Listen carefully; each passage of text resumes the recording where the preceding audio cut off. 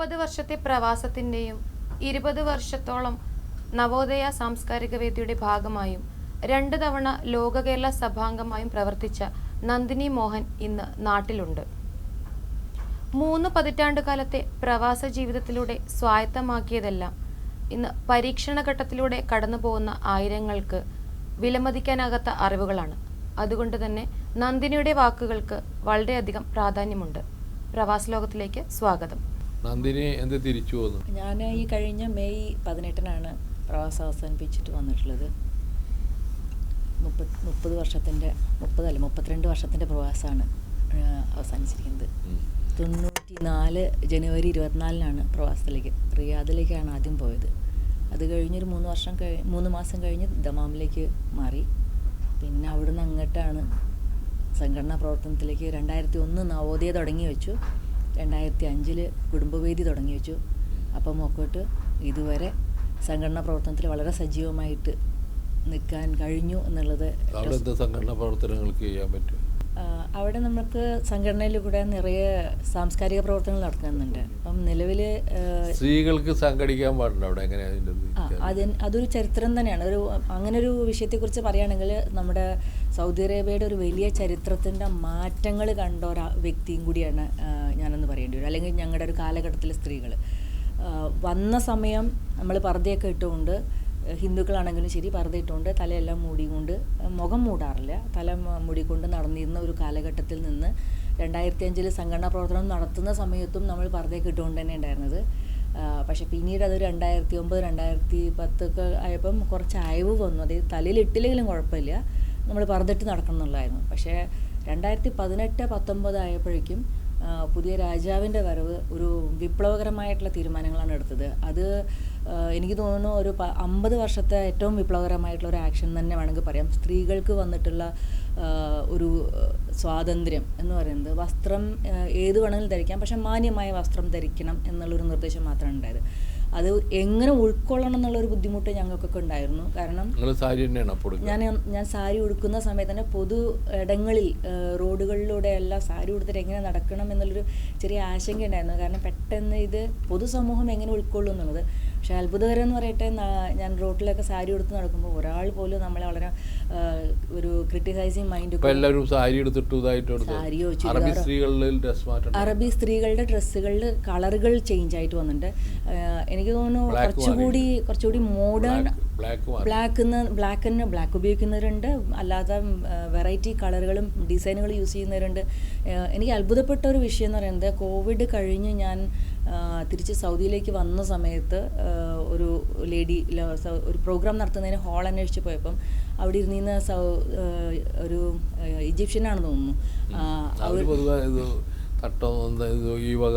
അവരാണ് എന്നോട്, നീ വസ്ത്രം ഇനി മാറ്റിക്കോ, ഇവിടുത്തെ ഗവൺമെൻറ് നിയമങ്ങൾ മാറ്റിയിട്ടുണ്ട്. അവർ മീഡിയം സോക്സ്, കയ്യിൽ ഇത്ര വരെയുള്ള ടോപ്പൊക്കെ ഇട്ടുകൊണ്ട് തലയിലൊരു സ്കാർഫ് കെട്ടിക്കൊണ്ട് വളരെ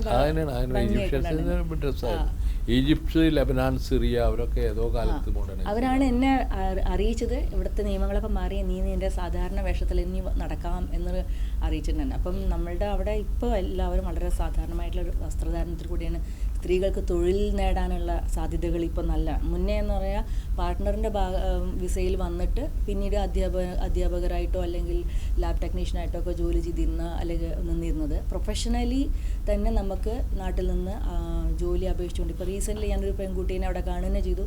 മാരേജ് ചെയ്യാൻ ഉദ്ദേശിക്കുന്ന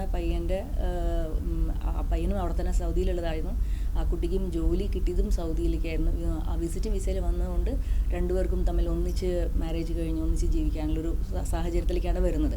അപ്പം ആ ഒരു തൊഴിൽ സാഹചര്യങ്ങൾ സ്ത്രീകളുടെ കൂടി, അതുപോലെ സ്ത്രീകൾക്ക് ഡ്രൈവിങ്ങിനുള്ള സാഹചര്യങ്ങൾ ആർക്കും വേണമെങ്കിലും, തൊഴിലുള്ള സ്ത്രീക്കും തൊഴിലില്ലാത്ത സ്ത്രീക്കും ഡ്രൈവിംഗ് പഠിക്കാം എന്നുള്ളൊരു സാഹചര്യങ്ങൾ വന്നിട്ടുണ്ട്. അതുപോലെ സ്ത്രീകളുടെ ഹോട്ടലുകളിൽ റൂം എടുത്തുകൊണ്ട്, ഇപ്പോൾ ജോലിയുടെ ഭാഗമായിട്ട് ഹോട്ടലുകളിൽ റൂം എടുക്കണം. മുൻകാലങ്ങളിൽ ഭർത്താവോ മകനോ അല്ലെങ്കിൽ സഹോദരനോ ഒപ്പിട്ട ഒരു ലെറ്ററോട് കൂടി മാത്രമേ സ്ത്രീകൾക്ക് ഹോട്ടലുകളിൽ വരാൻ പറ്റുമായിരുന്നുള്ളൂ. പക്ഷേ അതായത് ജോലിയുടെ ഭാഗമായി കൊണ്ട് നമുക്ക് ഒരു ബിസിനസ് മീറ്റിന് വരണമെങ്കിൽ ഇന്ന് അങ്ങനെയല്ല. സ്ത്രീക്ക് സ്വന്തമായിട്ട് തന്നെ ഹോട്ടലുകളിൽ വന്ന് ബിസിനസ് മീറ്റിന് വേണ്ടിയിട്ട് വന്ന് പോകാനുള്ള സൗകര്യങ്ങൾ ചെയ്തിരിക്കുന്നത്. അപ്പോൾ ഒരുവിധം അതായത് ആ രാജ്യത്തെ നിയമങ്ങളെ ഉൾക്കൊണ്ടുകൊണ്ട് ജീവിക്കാനായി എല്ലാം മാറി എന്ന് പറഞ്ഞു കഴിഞ്ഞാൽ പർദ്ദയായിരുന്നു ഞങ്ങളൊക്കെ പേടിച്ചു തുടങ്ങി.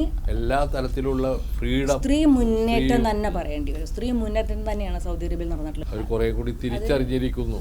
തീർച്ചയായിട്ടും അത് മുൻകാലങ്ങളിൽ സത്യം പറഞ്ഞു കഴിഞ്ഞാൽ അതൊരു പേടിപ്പെടുത്തുന്ന ഒരു സിറ്റുവേഷൻ ആയിരുന്നു. ഞാനൊക്കെ അവിടെ പോയിരുന്ന 94 പോയിരുന്ന സമയത്ത് ഒരുപാട് ഭയത്തോടു കൂടി സ്ത്രീക്ക് സ്വാതന്ത്ര്യം ഇല്ലാത്ത ഒരു രാജ്യത്ത് ഞാൻ വന്ന് വിട്ടൂല്ലോ എന്നുള്ളൊരു വിഷമത്തിലായിരുന്നു ഉണ്ടായിരുന്നത്. പലരും പോകാൻ കൂട്ടാക്കാത്ത കുറേ പെൺകുട്ടികളെ എനിക്കറിയാം. സൗദി അറേബ്യയിലേക്കാണെന്ന് പറഞ്ഞാൽ വിവാഹത്തിന് വിസമ്മതിച്ചിരുന്ന മലയാളി പെൺകുട്ടികളുടെ അഡ്വാൻസ്ഡ് ആയിട്ട് എഡ്യൂക്കേഷൻ കിട്ടിയ ആളുകളൊക്കെ ഉണ്ടായിരുന്നു. ഇപ്പോൾ ഒക്കെ മാറി.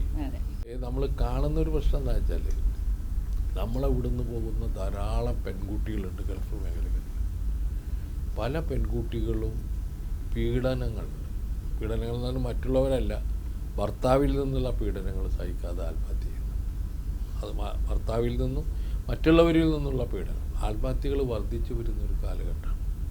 ഇതിൽ ഈ സ്ത്രീകളുടെ സംഘടനകൾക്ക് വലിയ റോള് ചെയ്യാണ്ടെന്നാണ് എനിക്ക് തീർച്ചയായിട്ടും. അപ്പോൾ ഗൾഫ് മേഖലകളിലൊക്കെ തന്നെ ലോക കേരള സഭ വഴി നമ്മൾ പ്രധാനമായിട്ട് ഊന്നേണ്ട ഒരു വിഷയം സ്ത്രീകളുടെ പ്രശ്നങ്ങൾ കൈകാര്യം ചെയ്യാൻ കമ്മിറ്റികൾ ഉണ്ടാക്കാൻ ശ്രമിക്കണം. അവിടുത്തെ സംഘടനകളൊക്കെ എന്തെങ്കിലും പ്രശ്നങ്ങളുണ്ടെങ്കിൽ അവർക്ക് വന്ന് പറയാൻ പറ്റുന്ന രീതിയിലുള്ള ഒരു സംഘടനാ രീതി അവിടെ രൂപീകരിക്കേണ്ടതുണ്ട് എന്നാണ് എനിക്ക് തോന്നുന്നത്. പലപ്പോഴും നമ്മളുടെ പ്രശ്നങ്ങൾ, നമുക്കുണ്ടാകുന്ന ദുഃഖങ്ങൾ അല്ലെങ്കിൽ നമ്മൾ നേരിടുന്ന പ്രതിസന്ധികൾ ഒക്കെ പരസ്പരം പറഞ്ഞാൽ ചിലപ്പോൾ ഇത്തരത്തിലുള്ള അപകടകരമായിട്ടുള്ള മരണത്തിലേക്കുള്ള വഴി തടഞ്ഞു നിർത്താൻ പറ്റും എന്നാണ്. അതിലേക്കാണ് എനിക്ക് പറയാനുള്ളത്. ഞങ്ങളുടെ സംഘടന ഞാൻ പറഞ്ഞല്ലോ 2005 സംഘടന തുടങ്ങി വെച്ച സമയത്ത് ഇതുപോലെ ഒറ്റപ്പെട്ട കുടുംബങ്ങളാണ് പലയിടത്തും ഉണ്ടായിരുന്നത്. ഞാനൊരു സാധാരണഗതിയിലൊരു പൊതുപ്രവർത്തകയൊന്നും ആയിരുന്നില്ല.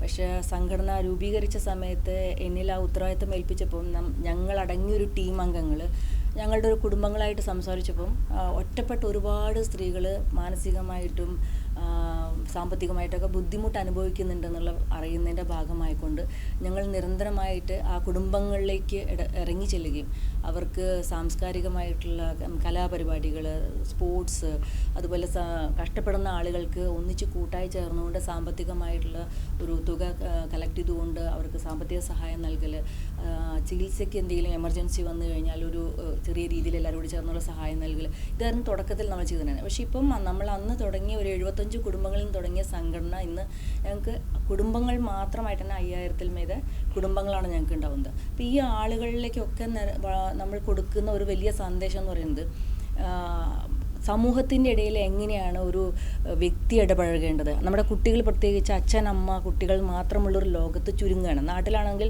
നമുക്ക് നിരവധിയായ പരിപാടികളും കാര്യങ്ങളുമായിട്ട് സ്വന്തം ബന്ധം, നാട്ടുകാർ, വീട്ടുകാർ പറഞ്ഞ് നിരവധിയായ പൊതുസമൂഹമായിട്ട് ഇടപഴകാനുള്ള ഒരു സാഹചര്യം കിട്ടുന്നുണ്ട്. പക്ഷേ പ്രവാസത്തിലിരിക്കുന്ന കുട്ടികളെ സംബന്ധിച്ചിടത്തോളം അച്ഛനും അമ്മയും ജീവിക്കുന്ന ഒരു ജീവിത സാഹചര്യം മാത്രം കണ്ടുവരുന്ന ഒരു സാഹചര്യത്തിൽ കുട്ടികൾക്ക് അല്ലെങ്കിൽ പിന്നെ സ്കൂള്, അപ്പോൾ ഭാഷാപരമായിട്ടുള്ള ഒരു ബുദ്ധിമുട്ടും കുട്ടികൾക്ക് ഉണ്ടാവുന്നുണ്ട്. അതുപോലെ സാമൂഹ്യപരമായിട്ടുള്ള ചില ബുദ്ധിമുട്ടുകളും ഉണ്ടാവുന്നുണ്ട്.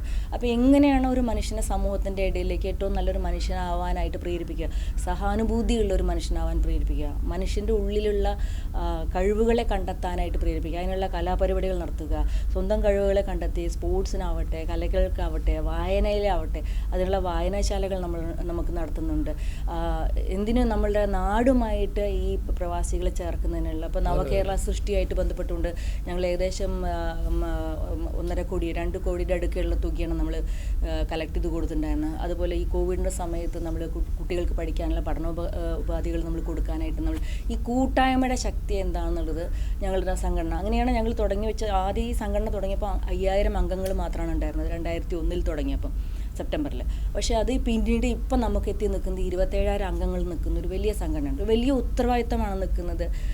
കൂട്ടായി നിൽക്കുമ്പോൾ മനുഷ്യരുടെ പ്രശ്നങ്ങളിലേക്ക് ഇറങ്ങിച്ചെല്ലാൻ പറ്റും എന്നുള്ളതിൻ്റെ ഏറ്റവും വലിയൊരു മെസ്സേജാണ് നവോദയ കൊടുത്തിരുന്നത്. പ്രത്യേകിച്ച് കുടുംബങ്ങളുടെ ഇടയിലേക്ക് നമുക്ക് നേരത്തെ പറഞ്ഞ പോലെയുള്ള പ്രശ്നങ്ങൾ പലർക്കും പല പല പ്രശ്നങ്ങളാണ് ഉണ്ടാവുന്നത്. പലപ്പോഴും നമുക്ക് നമ്മുടെ സംഘടന തന്നെ ഏറ്റെടുത്തുകൊണ്ട് അവരുടെ പ്രശ്നങ്ങളിലേക്ക് ഇറങ്ങി ചെല്ലാനും അത് സോൾവ് ചെയ്യാനും പരമാവധി ശ്രമിക്കാറുണ്ട്. നിയമപരമായിട്ട് തെറ്റായ ജീവിത രീതിയിൽ പോകുന്ന ആളുകളെ നമ്മൾ പറഞ്ഞ് മനസ്സിലാക്കിക്കാനായിട്ട് ശ്രമിക്കാറുണ്ട്. മദ്യം, മയക്കുമരുന്ന് ഇതൊന്നും സൗദി അറേബ്യയിൽ അത്ര അലൗഡ് ആയിട്ടുള്ളൊരു വിഷയങ്ങളല്ല. അപ്പോൾ അതുകൊണ്ട് തന്നെ അത്തരം കാര്യങ്ങളിലേക്ക് കുറച്ചുകൂടി അവയർനെസ്, ആരോഗ്യം, ഇപ്പോൾ ഈ അടുത്ത കാലത്ത് കാണുന്ന വിഷയമാണ് 30-40 ആളുകളൊക്കെ പെട്ടെന്ന് മരണപ്പെട്ടു പോകുന്നു, അറ്റാക്ക് വന്നിട്ടോ അല്ലെങ്കിലൊക്കെ മരണപ്പെട്ടു പോകുന്നു. അപ്പോൾ അത്തരം വിഷയങ്ങൾ നമ്മൾ ഇടപെട്ടുകൊണ്ട് നമ്മുടെ ആളുകൾക്ക് ആരോഗ്യ ബോധവൽക്കരണ ക്യാമ്പുകൾ നടക്കുന്നുണ്ട്. അതുപോലെ തന്നെ സാമ്പത്തിക വിക്രയങ്ങളുടെ ചില മിസ്മാനേജ്മെൻറ്റുകൾ, അത്തരം കാര്യങ്ങൾ വരുമ്പോൾ അതിനെക്കുറിച്ച് എങ്ങനെയൊക്കെ ജീവിത നിലവാരം മെച്ചപ്പെടുത്തി കൊണ്ടുപോകണം, ഇത്തരം കാര്യങ്ങൾ പറയുന്നുണ്ട്. മനുഷ്യരുടെ ഇടയിലേക്ക് ഏതൊക്കെ തരത്തിൽ ഏതെല്ലാം വിഷയങ്ങളിൽ നമുക്ക് ഇടപെടാൻ പറ്റുമോ ആ വിഷയങ്ങളെല്ലാം തന്നെ നമ്മൾ കണ്ടെത്തി അത് കൂട്ടായി നമ്മൾ യൂണിറ്റുകൾ രൂപീകരിച്ചുകൊണ്ട്, നമുക്ക് നവോദയയ്ക്ക് ഇപ്പോൾ 117 യൂണിറ്റുകളാണുള്ളത്, 22 ഏരിയകളുണ്ട്, അതിനൊരു കേന്ദ്ര കമ്മിറ്റി ഉണ്ട്, അതിനൊരു രക്ഷാധികാരി സമിതി അംഗങ്ങളൊക്കെ ഉണ്ട്. അപ്പോൾ ആ ഒരു നല്ല രീതിയിൽ നമ്മുടെ സമൂഹത്തിലേക്ക് ഇപ്പോഴും ഞങ്ങൾക്ക് 27,000 മെമ്പേഴ്സ് ഉണ്ടെങ്കിൽ പോലും ഇനിയും ഒരുപാട് മനുഷ്യർ പുറത്ത് കിടക്കുകയാണ്. നമ്മൾ അധികം ഗവൺമെൻറ്റുകളെ ഡിപ്പെൻഡ് ചെയ്യാൻ പോകും.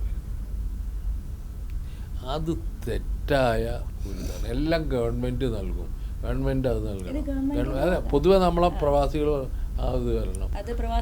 നമ്മൾ തന്നെ നമുക്കതിനുള്ള ധാരാളം കഴിവുള്ളവരുണ്ട്, ഭയങ്കര മാൻ പവർ ഉള്ളൊരു വിഭാഗമാണ് പ്രവാസികൾ. അതിനെ എങ്ങനെ രൂപപ്പെടുത്താം എന്നുള്ളതിനെ കുറിച്ചിട്ട് പ്രവാസികൾ ആലോചിക്കേണ്ട കാര്യമാണ്. എല്ലാം ഗവൺമെൻറ് കൊടുന്നേരും ഇതാവും മറ്റേതാവും എനിക്ക് തോന്നല്ല. ഇവിടെ ഇപ്പോൾ ചെയ്യാവുന്നതിൻ്റെ മാക്സിമം ചെയ്ത് നിൽക്കുന്ന ഒരു ഗവൺമെൻറ്റാണ്. ഞാൻ വിശ്വസിക്കുന്നത് അങ്ങനെയാണ്. അവർക്ക് ചെയ്യാവുന്നതിൻ്റെ മാക്സിമമാണ്. ഇപ്പോൾ പെൻഷനൊക്കെ ഉണ്ടല്ലോ, എന്ത് ഹ്യൂജ് എമൗണ്ടാണ് കൊടുക്കുന്നത്. ഞാനവിടെ 6 കൊല്ലം ചെയർമാനായിട്ടിരുന്ന എൻ്റെ അനുഭവമാണ് ഞാൻ പറഞ്ഞത്. ഹ്യൂജ് എമൗണ്ടാണ് കൊടുക്കുന്നത്. അതൊന്നും സാധാരണ ഒരു സ്റ്റേറ്റിനും കൊടുക്കാൻ പറ്റില്ല. അപ്പോൾ അതൊക്കെ കിട്ടി. ഇനി അത് മുടങ്ങാതെ കിട്ടാൻ നോക്കുക എന്നല്ലാതെ പിന്നെ തൊഴിൽ മേഖലകൾ, ഓരോ മേഖലകൾക്കനുസരിച്ച തൊഴിൽ സാധ്യതകൾ അന്വേഷിക്കേണ്ട ഒരു കാലഘട്ടമാണ് പ്രവാസികൾ. അല്ലാതെ വെറുതെ അവർ സമരം ചെയ്ത് ഗുരു സമരം ചെയ്ത് മറ്റേ സമരം അതൊക്കെ എപ്പോഴെങ്കിലുമൊക്കെ ആവാം. ഞാൻ പറഞ്ഞപ്പോൾ സമരം ചെയ്യണത് തെറ്റായിട്ടുള്ളൊരു കാര്യമാണെന്ന് ഞാൻ വിശ്വസിക്കും. സമരത്തിലൂടെയാണ് മനുഷ്യൻ നേടിയെടുത്തത്. അതൊക്കെ നമ്മളെ സംബന്ധിച്ചിടത്തോളം, പ്രവാസികളെ സംബന്ധിച്ചിടത്തോളം നമ്മൾ പ്രവർത്തിക്കേണ്ട ഘട്ടത്തിൽ വെറുതെ ഇരുന്നിട്ട് ഒരു 6 മാസം കൂടുമ്പോൾ ഒരു സമരം നടത്തുക, അതല്ല പ്രവാസി സംഘടനകളുടെ ചുമതല എന്നാണ് ഞാൻ വിശ്വസിക്കുന്നത്. തീർച്ചയായിട്ടും. എനിക്ക് തോന്നുന്നു ഇത്തരം ഒരു സമരങ്ങളുടെ ഭാഗമാകുമ്പോഴാണ് എനിക്ക് സാർ പറഞ്ഞതിനോട് ഞാൻ യോജിക്കുന്നു.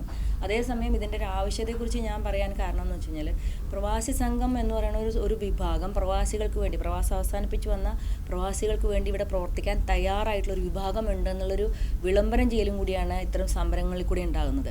അപ്പം അങ്ങനെ ഒരു സമരവും അതിനൊപ്പം തന്നെ നമ്മുടെ പ്രവാസികൾക്ക് വേണ്ടിയിട്ടുള്ള സമരം ചില പ്രത്യേക ഘട്ടങ്ങളിൽ സമൂഹം ഫ്ലൈറ്റിൻ്റെ ടിക്കറ്റ് ഓരോ ടേമിലും ഇൻക്രീസ് ആയിക്കൊണ്ടിരിക്കുകയാണ്. നമ്മൾ നിരന്തരം സമരം ചെയ്തുകൊണ്ട് ഇന്നല്ലെങ്കിൽ നാളെ അതിനൊരു മാറ്റം വരുമെന്നുള്ള പ്രതീക്ഷയുമ്പോൾ തന്നെ പ്രതീക്ഷകൾ കൈവിടാതിരിക്കുക എന്നുള്ളതാണല്ലോ സമരത്തിന്റെ പ്രതീക്ഷകൾ.